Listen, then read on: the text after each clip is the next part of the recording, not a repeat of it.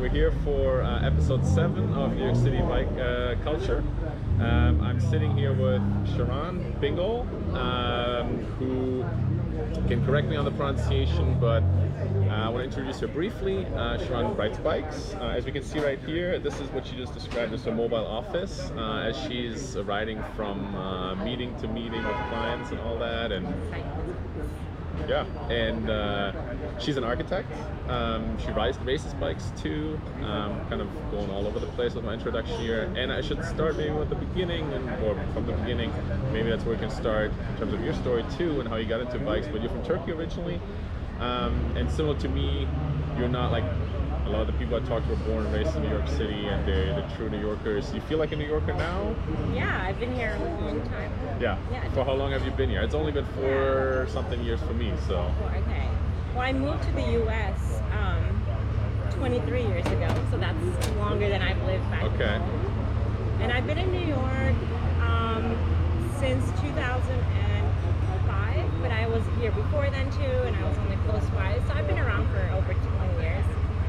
That definitely qualifies you as a New Yorker more than anything. I think so. Yeah, so depending on for me, yes. Yeah. If you ask the true New Yorkers, there's always somebody who has opinions. But no, I think they say like 7 years or 10. I've definitely paid my dues. Yeah. So you've gotten your official like your true New Yorker card. I lived in every part of New York, from Murray Hill, including Staten Island. No. I figure that's the exception. A little bit of Brooklyn, not much either, but mainly Manhattan. Okay. All parts of Manhattan, currently on the Upper West Side. So I came here for college. 23 years ago. That makes me pretty old. You came to the city for college? I came to I went to Yale, so that was in New Haven. Yeah. So I was there for a bit, and then I went back for my master's. I was there for 7 years, and then I moved here. So you've I mean, New Haven is like if you're lucky, it's an hour to go. It's 2 hours. 2 hours? Yeah, but we used to come here for quite a bit. Yeah. Sometimes clubbing. Back then we used to come clubbing in undergrad, and then in grad school I think I'd come to see like architecture or some more sort of pseudo professional stuff. And then I moved here, started working. I actually moved to LA first. I wanted to live in LA. But the job that I thought I had there had like a little glitch, and I ended up finding a job that I really liked here, so moved and never really left. Obviously, yeah. Started working in architecture for about, for I'd say 13, 14 years. I worked somewhere else at these 2 separate offices. Okay. Sort of designed a lot of, mainly museums, I would say, but like a lot of, that's sort of become my, I guess, niche over the years. I led a lot of big design, like museum projects. Like the individual exhibits or the actual space like buildings? Actual buildings, like design built. The biggest one I did like right before I quit my previous job was the Quebec National Museum of Art in Quebec. I saw that I did some internet research on you. I saw that somewhere on your resume. Yeah, so that sounds exciting. Yeah, it's a great building. It was, these things take forever. So I worked on it, I think, for 6-7 years. So the work takes you other places too? For sure. I mean, I was traveling to Quebec every other week. Yeah, I worked in London in my previous office. I was working on Waterloo there for a bit. Not too many more places because I always worked for a European office, but based in New York. So being in their New York office, there's sort of this necessity to work on the Americas projects. So between North and South America, I've always been in North America actually, other than worked briefly on this steel museum in Monterrey, Mexico, another cool project. So a lot of stuff all around the U.S. And then about 4 years ago, I finished that museum in Quebec and I quit my job. Sort of on a verse of like, okay, this is it. Like I'll either. So it's a magnum opus, and now you need to find a new challenge. Or? It was more like I'll either work for myself now or never, because it's sort of. Once you start getting into I'm like a super loyal person. I don't leave things half-ass. I always sort of have to take them to the end. So once you start on something, especially you become sort of experienced in these bigger projects, they take forever and you lead them. So for me, I don't ever want to leave a project before it's done.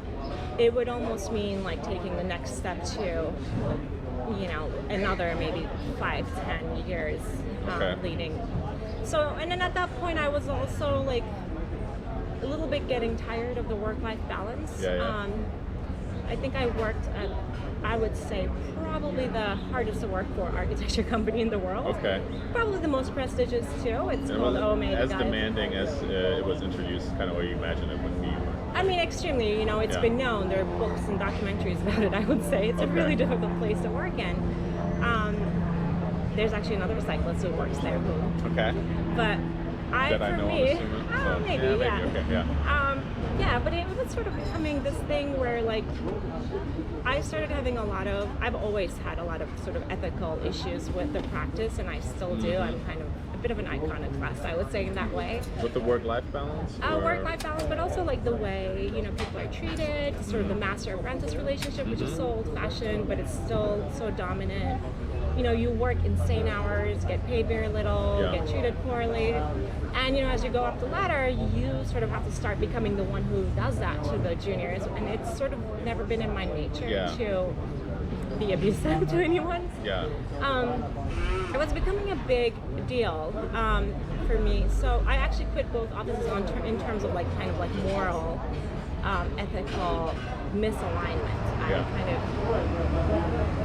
for different reasons, you know, gender gaps and all this stuff. But also I guess like in order to kind of like balance out that insane work environment, you know, I'm like, when I say insane, you know, when we would come home at 2 a.m., we would call it early. Oh, I had an early night. I was home by 2 a.m.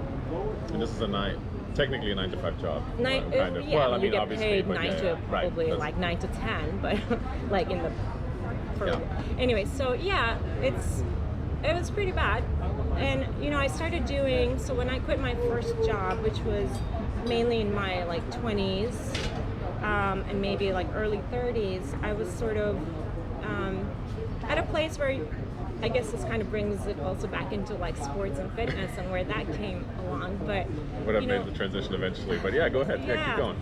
It's interesting. Well, I was always, you know, I grew up as an athlete. Like I was a college athlete all throughout middle school, high school. Is that how you came to the U.S.? No, that was just a kind of a secondary kind of. You weren't like I was a teammate, for example, got recruited for sport, right? I was not. I didn't even know what that meant. I was a walk-on. Right. Yeah. Oh, you were a walk-on though. Okay, so you were competitive. Yeah, like I ran Division I track. So track. It was very competitive. Yeah. And also I ski raced for like all my life. So that's another thing I always did. Cross country or? No, like alpine. Alpine. You know, slalom. Wow. It's a huge part of my life. So. Coming from Turkey. Yeah. Okay, you got to tell me more about that. I keep interrupting, so keep going with your story. But anyway, so like we'll get back to it. Yeah. It actually talks about everything. But basically, like after I moved here, once you do kind of varsity sports in college here in the U.S., it's really demanding. You know, the hours you kind of don't realize, but the moment you graduate, the last thing you want to do, or me, and I know a lot of my varsity friends felt the same way, you just do not want to do sports. Like, you just want to have fun. You don't want to have to, like, go to practice every day. You just kind of don't want to go like, lift weights and become this, like, muscular person. Like, you can just kind of drink and just be. So I spent 10 years not doing anything in my, like, after I graduated from undergrad, I was like, okay, like, I'm gonna hit the bar every day. You know, take revenge on years of sports. But it was really fun. Had an amazing time. But then, you know, when I turned 30, I sort of had bought this bike, a Panasonic bike from this guy from Staten Island, and started commuting to work on this steel bike. Didn't know anything about bikes. I would have a flat in Brooklyn to Manhattan. No, at that point I was living in Soho and working in Tribeca. So it was short, but you know, it was a big adventure for me to like get that bike on the street. Like now I, you know, bike every day in the avenues. But that was your first bike riding experience really in your life? I mean, you probably learned how to ride a bike before, but it had been a while kind of. It had been a while. Like I hadn't had a bike since I think I was in middle school. And I didn't know I would love it so much. Like I remember loving it when I was little, but that's a long time ago. So yeah, I got this bike and I would sort of start like extending the journey. I started going to the beach and it would take me a day to go to like Rockaways on the steel bike with my friend. I mean, I see people do that still, people in their 20s and 30s a lot, right? I see them, like, I live kind of toward that direction, so I see them a lot on those bike paths, and I'm like, I think, okay, even if they're coming, let's say from somewhere in Brooklyn, you're like, that's still a long trip to like. It's long, especially like I wore flip flops, a skirt, like my bikini inside, just trying to go to the beach. That's the outfit I usually see. It takes exactly. like 8 hours. Yeah, it does because like you have to ride all the way through, from Manhattan all the way through Brooklyn, all the way through Brooklyn, and then you're. I mean, if you go to Rockaway, that's about as far as you can go. Yeah, now you get lost because you have no idea where you're going. We didn't have like the GPS stuff at the time. Like this is before bike you had lanes the phones. probably weren't quite that much of a thing. No, the whole thing was very. Over there. Oh, thanks. And then, so basically, thank you. Pop a lot of food. So. Thank you. Wow. Okay. Thank you. And then in like, I would say 2010 or something, maybe 2010, 2011, I got this email from the Yale Alumni Association, which I like all those emails that I never read, and I happened to read that one. And at the bottom it said that they wanted to do like this fundraising triathlon with Team and Training. Okay. And I was like, what is a triathlon? Okay. I'd never heard of it until 10 years ago. So I went online and I'm like, it's like swimming, biking, running. I'm like, I've done all of these things in my life to some capacity. And, you know, I grew up on the Mediterranean. I can swim. Didn't really know like the level of cycling and swimming. So yeah, I started doing that, and it was super rewarding in so many ways. I mean, it had a very kind of emotional connection to like a very close family member, a cousin I lost to leukemia, and it just sort of all like came together in that way. That was the cause. That was the sort of the fundraising. And then, and the triathlon was in Hawaii, so I'm like, it was on the Kona course, but just like an Olympic. It wasn't actually Kona though. I mean, it's the same course. It's called no, it's called Lava Man. Yeah. Okay. It's really hard actually. It's a super hot race. It still exists, or like? It's definitely Lava Man. Okay, Lava Man. Yeah. It's just a different time, but on Kona, same course, roughly. Yeah. It's like in beginning of April or end of March. Yeah. It was sort of, you know, I don't know how we got here, but so I started going to practice with my steel Panasonic that I had never inflated the tires of. I had this like, 20-pound kryptonite chain on it, and I showed up to first bike practice with that bike. So so you were in New York, you saw this with the Yale Alumni Association. They have a chapter here that, and they. So you're saying practice, what does that mean? Where did you start practicing? Team and Training. So Team and Training raises funds for the Leukemia and Lymphoma Society. It's an amazing organization. And they provide training and all that too. Okay. So you raise funds and then they provide training. Okay, great. And a lot of beginners start through that. I think it's an amazing program. Okay. Yeah. Yeah, so I read up a little bit on that. I'll link it in the show notes. Yeah. Okay. So I went to first practice with this bike that I think at the time they measured it. It had 40 psi in the tires. I had the kryptonite chain, which is about half of what you want, I would say, roughly. I don't know how much you put in today. At the very least, yeah. I use 100. Usually, and it had this kryptonite chain that the key I had forgotten to the lock. Is everything okay? Yeah, we're good. Thank you. It's like this 45-pound bike, and they had said to show up wearing a helmet. And I'm like, I don't have a helmet. I'm like, okay, I have a ski helmet. I put my ski helmet on. I had, some sort of like glasses like these. And it was winter, so I put a puffy coat on. Oh, so this started in winter too, because it's a March or April race, so you start sort like of November maybe. It was cold. Yeah, it was a big eye-opening day for me about cycling. I did one lap and I was dying with my kryptonite chain. I'll take a little bit more, thank you. Yeah. So it all started like that, and then I got hooked and started doing all that.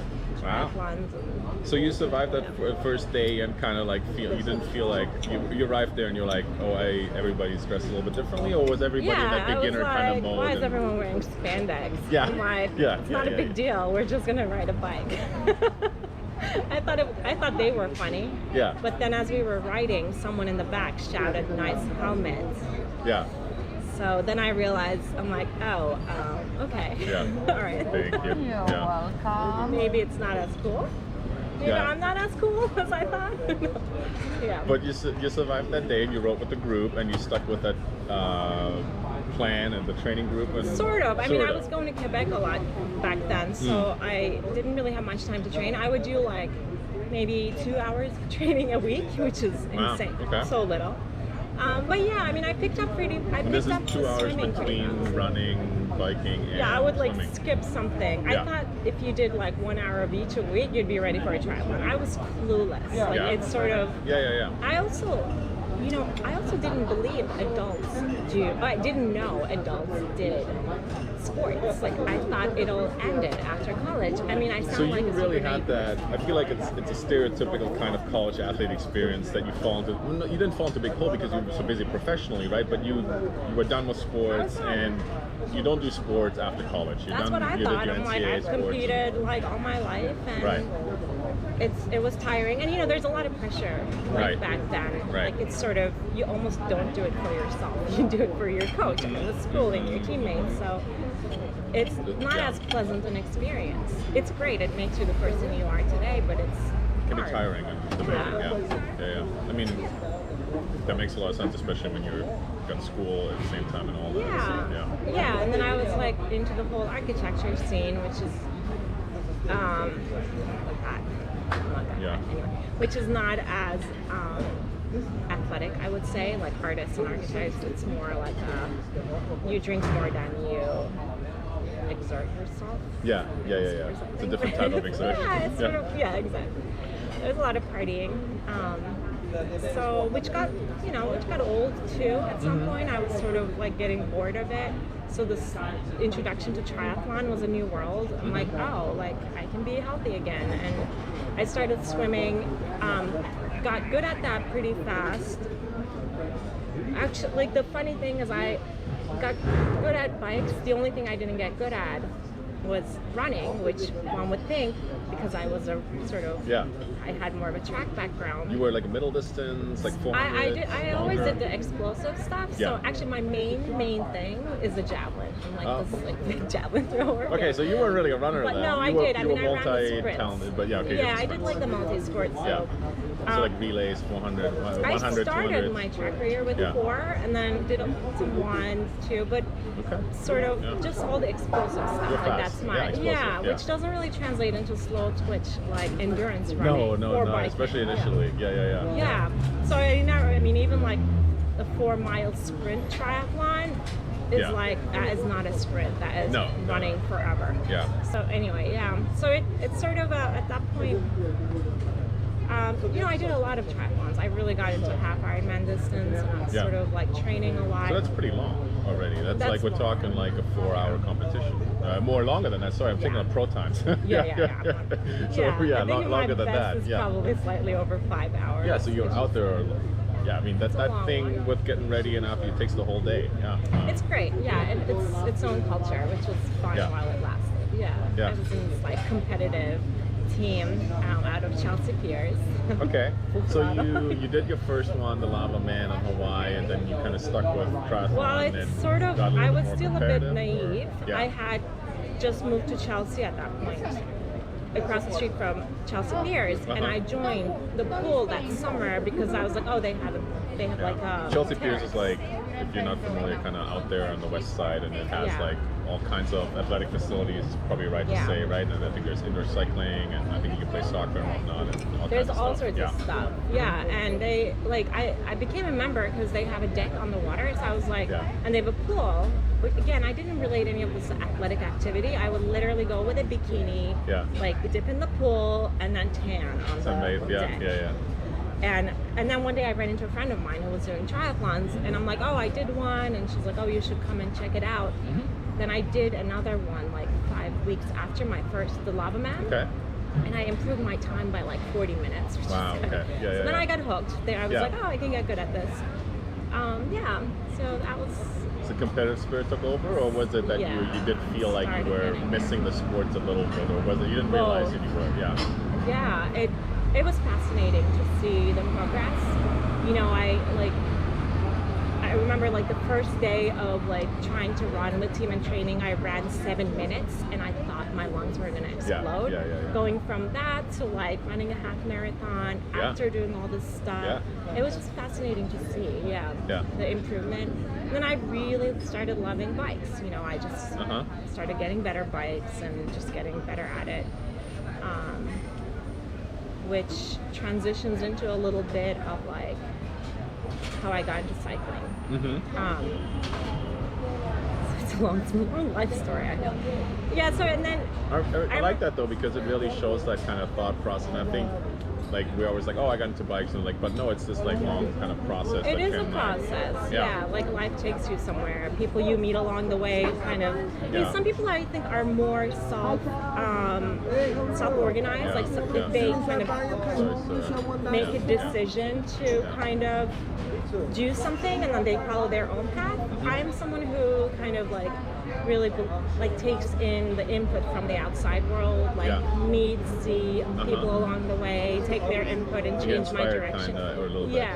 Maybe inspires a little strong, but you take something from them. It's more like I'm more flexible, like just like really open-minded. I believe that like I can't know everything about myself or about the world, so might as well like take in all the input. I think that's a good approach. It's amazing. That's what I tell my students. Be open. Be open-minded, right? So we're still not in cycling, because now you're doing triathlons and you're getting better and you're getting into it. You're doing half Ironman, which I've never done one. It's a long time out there. Like you said, I'm still running a half marathon after biking like 56 miles and swimming for who knows how long. Way too long for me. Mile and a half. Yeah, there you go. Wait, 2 miles? I forget. Long time. And then eventually you realize that you're commuting also, but you realize that you like the bike riding part? Always commuting, yeah. I mean, that's the other thing. Like for me, commuting on my bike has been the saving grace of working late. Like I would, leave work at say 4 a.m. and bike home to Chelsea. And it would just like, you're sleepy, but it would just like purge everything. So by the time I get home, I could at least sleep for a few hours. Sometimes just 1 hour before I went back to practice at Chelsea Piers at like 5. So it was a bit of an insane time in my life. I've been to practice without sleeping. I've gone from work to practice, 3-hour long practice. Well, you came straight from work. Wow. So I left work at 4:30, went to Chelsea Piers, changed for 5:15 full practice. I've done that, I think, more than once. So it was a bit of a crazy time. I think you can do that in your 30s maybe, but not now. I can't even imagine. So the bike thing, this is how it transitioned. I like busted my knee. I hit my knee somewhere one day and it just kind of damaged it really bad. I was still doing triathlons, but each time I would run, it would like inflate hugely. And one year I did like a half Ironman and an Olympic 2 weekends in a row in the beginning of the season in April. Came to New York. My knee was like just hurting, and then I heard, but I still wanted to race and compete and do stuff because I felt like I was in shape. And I heard there was a bike race in Central Park called the Development Race, whatever. So I'm like, bike race. I don't know what bike race is. This was like somebody in the triathlon community was like, Anne-Marie told us. Anne-Marie Miller, because she also coaches at Chelsea Piers. So she was like telling a bunch of us, she was like, you guys should go and race. And I'm like, oh, I'll go. It's a bike ride.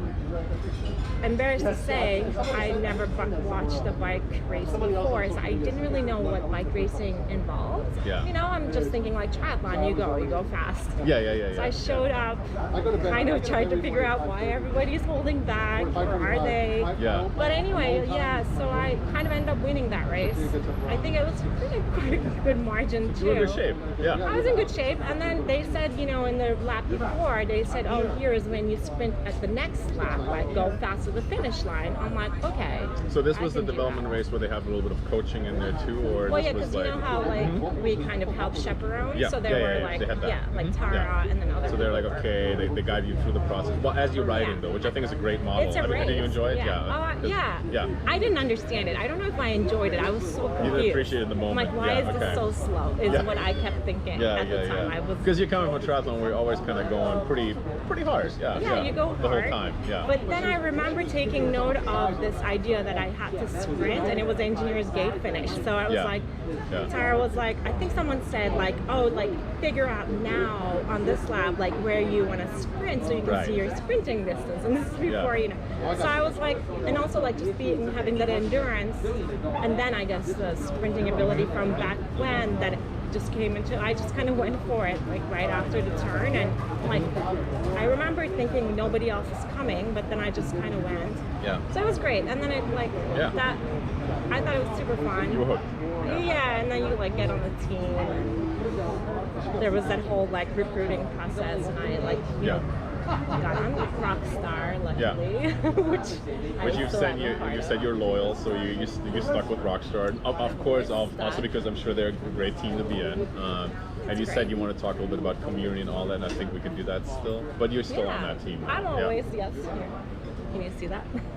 The little R with the star, Yeah, no, I like kind of, we went through a lot of changes. A lot of the women on your team at some point were on our team and stuff. Yeah.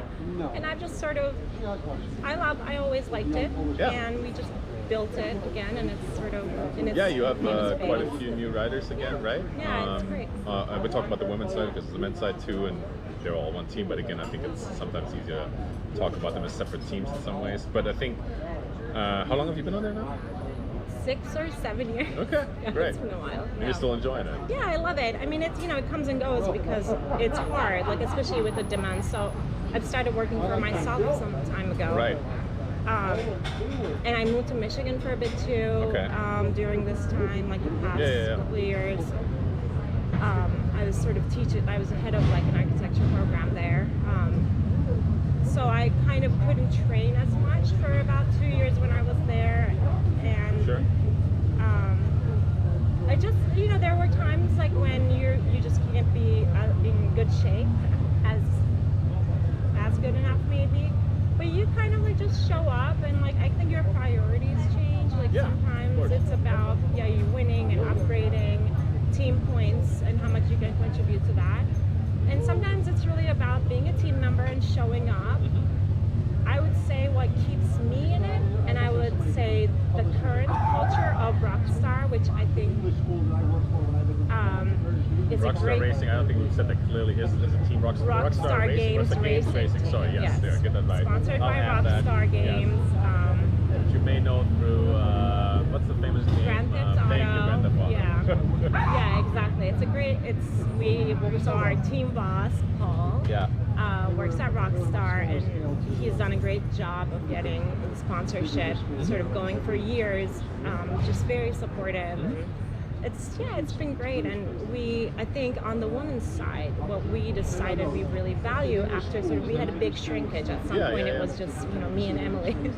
And we're like, we just kind of want to build a team that is strong, but that really like has a great vibe. Like we're all friends. We're all...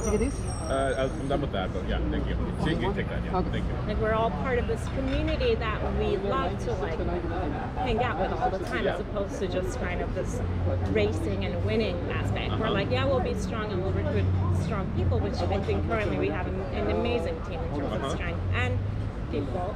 So and I like this year, I think we're all at a place where everyone really just loves to hang out together, ride bikes, train hard.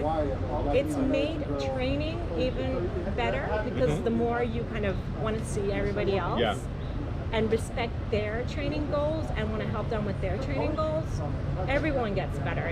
It's just been, I think what we tried to build recently is really something like I cherish deeply. Like it's been amazing through COVID. As a support I was going to say that there must have been like we're talking about a year that has been so dominated and affected by what's been happening in the world, the pandemic, and yet I think I can tell the excitement in you, and I think this burst of energy that I think the new people have brought in, and the new kind of goals you have maybe, and the new feelings you have with the team members and all that, and I think that seems to have kept you going through a time when I think a lot of people maybe doubt whether or not they should be riding still. I honestly don't know how I could get through COVID and sort of everything it's brought into my life, good and bad, like without the girls on the team. I mean, I owe so much to them. Like they've become like a family. More than, it's amazing. I mean, I get emotional like thinking about it, and I thank every single one of them for it. But I think it's, it's just fascinating how important the role of such a community is, and seeing that and like really living the benefits of it, which I think like talking about New York City bike culture, yes, racing and just kind of being healthy and competitive is important, but just kind of So I'm just looking at the battery. Yeah, but yeah. this like aspect of community and harnessing and sort of preserving that community is really, really key. I think that's what we're in it. Well, I think the vast majority of us is in it because we feel that sense of belonging or togetherness and a group of people to hang out with or have fun with, or just and that's not just while you're riding a bike and competing, but that's also like off the bike or online or whatever it is, right? A lot of chatting. Yeah. Yes, a lot of chatting. I mean, we go hiking. Okay. I don't know, we go upstate and kind of stay and do like a weekend away together. Yeah. It's all part of it. Absolutely. Yeah. I think there's a good place to kind of stop for a second, eat, and then we'll talk a little bit more about community and other kind of Talk parts about of skiing. Talk about skiing. Yes, we're definitely gonna go back to that. All right.